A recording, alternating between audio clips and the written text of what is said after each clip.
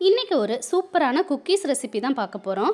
இது ரொம்ப ஹெல்த்தியான ரொம்ப டேஸ்டான குக்கீஸ். இது அவ்வளோ சூப்பராக அவ்வளோ டேஸ்ட்டாக இருக்கும். நல்லா மொறு மொறுன்னு சூப்பராக எப்படி செய்யலான்னு பார்த்துடலாமா?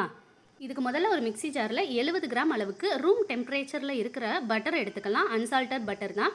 இதோட 50 கிராம் அளவுக்கு நாட்டு சக்கரை சேர்த்துட்டு நல்லா ஒரு 2 நிமிஷம் ஃபைனாக அரைச்சி எடுத்துக்கோங்க. இதை அப்படியே ஒரு பவுலுக்கு மாற்றிடலாம். இப்போ இதில் 100 கிராம் அளவுக்கு நம்மளோட மல்டி மில்லட் கோதுமை மாவு தான் எடுத்திருக்கேன். இதை போட்டுட்டு நல்லா ஒரு தடவை கலந்து கொடுத்துக்கோங்க. இப்போ இதில் 1/4 ஸ்பூன் அளவுக்கு பேக்கிங் சோடா, 1/2 ஸ்பூன் அளவுக்கு பேக்கிங் பவுடர் சேர்த்துட்டு நல்லா மிக்ஸ் பண்ணிக்கோங்க. தேவைப்பட்டால் 1 இல்லாட்டி 2 டேபிள் ஸ்பூன் அளவுக்கு பால் சேர்த்துட்டு இந்த அளவுக்கு நல்லா பிசைஞ்சு எடுத்துக்கலாம்.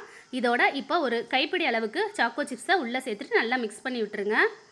இப்போ ஒரு பேப்பரில் மாவை நம்ம இந்த மாதிரி நல்லா ஷேப் பண்ணிவிட்டு, நம்மகிட்ட கட்டர் இருந்தால் கட்டர் வச்சு கட் பண்ணி எடுத்துக்கலாம். அப்படி இல்லைன்னா ரவுண்ட் ஷேப்பாக கட் பண்ணி எடுத்துக்கலாம்.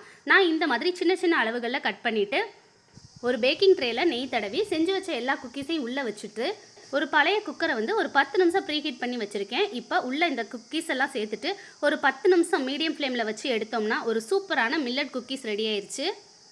10 நிமிஷம் கழித்து குக்கர்லேருந்து குக்கீஸை எடுத்ததும் ஒரு அரை மணி நேரம் நல்லா ஆற வச்சு எடுத்துக்கோங்க. அப்போ தான் நல்லா மொறு மொறுன்னு கிறிஸ்பியான குக்கீஸ் நம்மளுக்கு கிடைக்கும். இது கண்டிப்பாக செய்யணும். அவ்வளோதான், ஒரு சூப்பரான குக்கீஸ் ரெடி ஆயிடுச்சு. நீங்கள் இதை கண்டிப்பாக ட்ரை பண்ணி பாருங்கள். மறக்காமல் என்னோட வீடியோக்கு ஒரு லைக் பண்ணுங்கள். இதே மாதிரி நிறைய யூஸ்ஃபுல்லான வீடியோஸ் உங்களுக்கு ஷேர் பண்ணுறேன். பாய்.